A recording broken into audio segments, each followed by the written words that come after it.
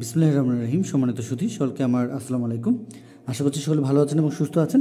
আমরা আজ উপস্থিত হয়েছি আপনাদের ছোট সময়ের যারা আমাদের দ্বিতীয় শ্রেণীতে পড়াশোনা করছে তাদের বাংলা বিষয়ে আমরা ধারাবাহিক মূল্যায়ন 2024 প্রথম পর্বে আমরা এর আগে আপনাদেরকে একটি প্রশ্নপত্রের নমুনা দেওয়ার চেষ্টা করেছিলাম, যেখানে আমরা বলেছিলাম যে 10টি বিষয় থাকবে এবং 100 নম্বরের একটি প্রশ্নপত্র আমরা দেখিয়ে দেওয়ার চেষ্টা করছি। আজকে প্রশ্নপত্রটি সরাসরি এবং এ ধরনের বিষয়গুলো আমরা আমাদের ছোট সময়ের মধ্যে বাসা থেকে সুন্দরভাবে শেখাতে পারি এবং এই অনুযায়ী আমরা পরীক্ষাগুলো নেওয়ার চেষ্টা করতে পারি।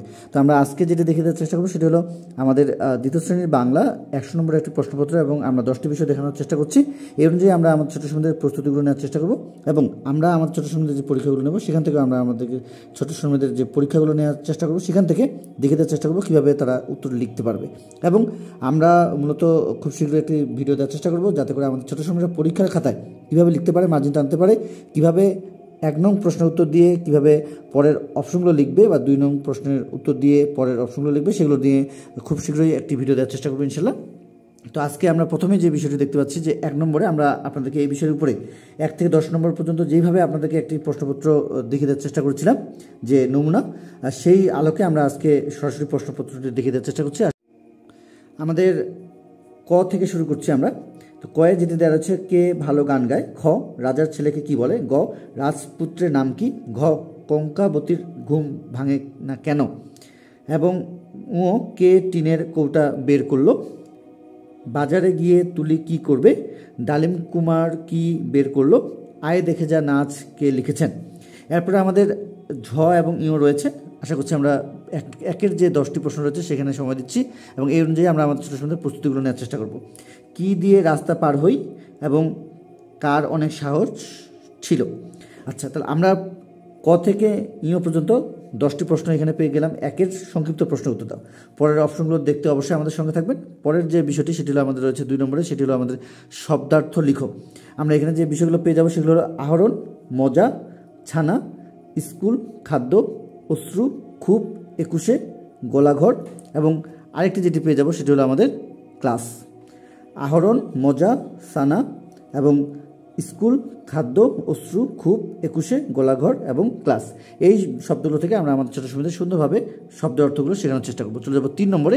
3 নম্বরে আমাদের যেটি দেওয়া রয়েছে সেটি হলো বাক্য গঠন করো। আমরা এইভাবে কিন্তু আপনাদেরকে প্রশ্নপত্রটি নমুনা দেখিয়ে দেওয়ার চেষ্টা করেছিলাম যে 10টি বিষয়, সেই 10টি বিষয় থেকে আমরা 3 নম্বরে এসেছি। আশা করছি প্রথম থেকে শেষ পর্যন্ত ভিডিওটিতে সময় দিচ্ছি।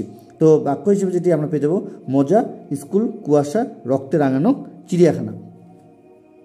মজা, স্কুল, কুয়াশা, রক্তে রাঙানো এবং চিড়িয়াখানা, এই বাক্য।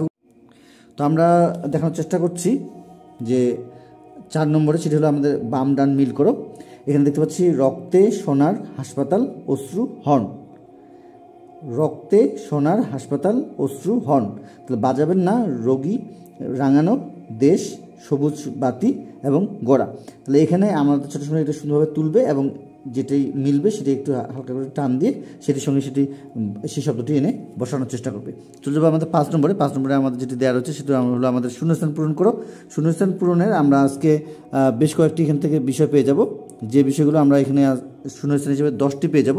তো আমরা প্রথমে যে কয়টি এখানে দেখতে পাচ্ছি সেগুলো হলো, ক, রাস্তায় গাড়ি ড্যাশ, বাবা মাকে অনেক কাজে ড্যাশ করে। আচ্ছা, রাজকন্যার নাম ড্যাশ, সবাই মিলে ড্যাশ করি। এবং 9 নম্বরে যেটি দেওয়া রয়েছে সেটি হলো ফাল্গুনে ড্যাশ ফুল ফোটে। আচ্ছা, তাহলে আমরা এখানে 9 পর্যন্ত দেখতে পেলাম। চলে যাবো পরের অপশনে। আশা করছি প্রথম থেকে শেষ পর্যন্ত ভিডিওটিতে সময় দিচ্ছি। আচ্ছা, তো আমরা বাকি অংশগুলো এখানে দেখব। অযথা ড্যাশ বাজাবেন না, 21শে ফেব্রুয়ারি ড্যাশ দিবস, হাসপাতালে ড্যাশ থাকে, আমি গান গাইতে ড্যাশ করি এবং তুলি বাবার সাথে ড্যাশ যায়, জিমিত ড্যাশ পছন্দ করে। তাহলে আমরা এখানে 1, 2, 3, 4, 5 পর্যন্ত দেখলাম 5টি বিষয়, যেখানে আমাদের সংক্ষিপ্ত প্রশ্ন উত্তর ছিল, শব্দের অর্থ ছিল, বাক্য গঠন ছিল, বাম ডান ছিল এবং শূন্যস্থান পূরণের আমরা এই শেষ পর্যায়ে দেখিয়ে দেওয়ার চেষ্টা করছি। চলে যাবো আমাদের 6 নম্বরে। 6 নম্বরে আমাদের যেটি দেওয়া রয়েছে সেটি হলো আমাদের যুক্তবর্ণ ভেঙে একটি করে শব্দ লেখার কথা বলা হয়েছে, সেটি আমরা একটু দেখে নেব। দন্তনয় ধয় যুক্ত, মূর্ধন্য শয় কয় যুক্ত, দন্তন্য দয় যুক্ত, দন্তন্য এবং আমাদের দন্তস্ব কয় যুক্ত। তাহলে আমরা এই বিষয়গুলো দিয়ে আমরা আমার ছোটো সময় সুন্দরভাবে ভেঙে একটি করে শব্দ তৈরি করার যে বিষয়টি সেটি সুন্দরভাবে এখন থেকে শিখে রাখার চেষ্টা করব। তো যাবো আমাদের 7 নম্বরে। 7 নম্বরে আমাদের যেটি দেওয়া রয়েছে সেটি হলো আমাদের বিপরীত শব্দ। আমরা এই অনুযায়ী কিন্তু আপনাদেরকে একটি প্রশ্নপত্র নমুনা দেওয়ার চেষ্টা করেছিলাম এর আগে 10টি বিষয়। এটি আমরা এর আগে হয়তো দেখেছি, সেখান থেকে আমরা আজকে পর্যায়ক্রমে 10টি বিষয় দেখিয়ে দেওয়ার চেষ্টা করছি। আশা করছি প্রথম থেকে শেষ পর্যন্ত ভিডিওটি সময় দেব। তো এরপরে আমাদের যেটি দেওয়া রয়েছে সেটি হলো 7 নম্বরে আমরা দেখতে পাচ্ছি যে বিপরীত শব্দ। এই বিপরীত শব্দ হিসেবে আমরা যে বিষয়গুলো এখানে দেখতে পাচ্ছি সেগুলো হলো উপর, ঢাকা, বন্ধু, নতুন এবং হলো সৎ। তাহলে এই শব্দগুলো থেকে আমাদের বিপরীত শব্দ যেগুলো হয় সেগুলো আমরা আমাদের ছোটো ছোটো শিখে রাখার চেষ্টা করব। চলে যাবো আমাদের 8 নম্বরে কবি ও কবিতার নাম সহ এখানে যেটি বলা হয়েছে সেটি হলো 21-এর গান। কবি ও কবিতার নাম সহ আমাদের 21-এর গান যে কবিতাটি রয়েছে সেটি লেখার কথা বলা হয়েছে এবং সুন্দরভাবে আমরা আমাদের ছোটো সময়দের এই কাজগুলো এখন থেকে শেখানোর চেষ্টা করব।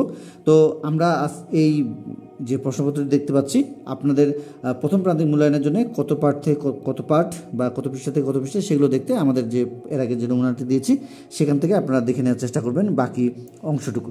আচ্ছা, তো আমরা চলে যাব 9 নম্বরে যেটি এখানে দেওয়া রয়েছে সেটি হলো আমাদের সুন্দর একটি বিষয় দেওয়া রয়েছে যে নিচের যে কোনো একটি বিষয়ে অনুচ্ছেদ লিখো, আমার বাবা এবং আমাদের গ্রাম। তাহলে আমরা আমাদের ছোটো সময়তে এই আমার বাবা এবং আমাদের গ্রাম এই সম্পর্কে সুন্দরভাবে অনুচ্ছেদগুলো লেখানোর চেষ্টা করব। যদি 5টি বাক্য হয়ে থাকে তাহলে অবশ্যই আমাদের শব্দগুলোর প্রয়োগ বেশি হবে, আর যদি আমরা 10টি বাক্যে লিখি তাহলে তো আমাদের কোনো কথাই নেই।